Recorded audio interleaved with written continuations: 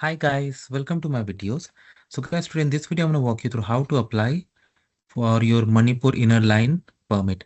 Before I proceed further, if you have not already subscribed to my channel, please go ahead and subscribe right now. And also I would like to clarify, neither I'm an immigration consultant nor I'm a government body.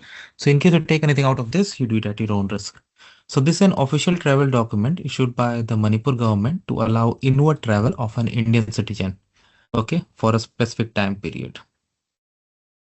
So I have opened this online website of the government.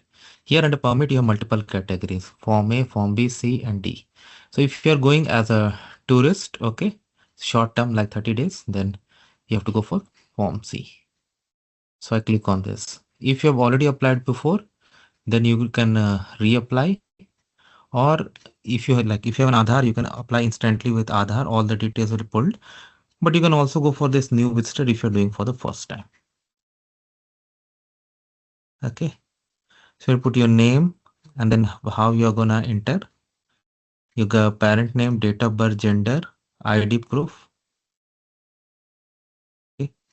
State, you belong to which state, you need to select whatever it is. Then ID number, district, your district, not where you are gonna visit.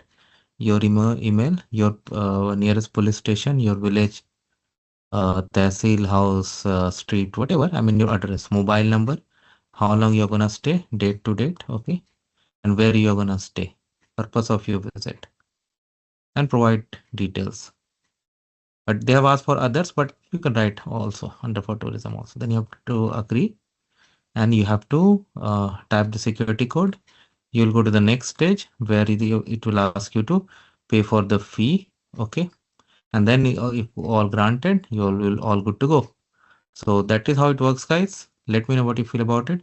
Thanks for watching this video. Please subscribe to the channel. Thank you.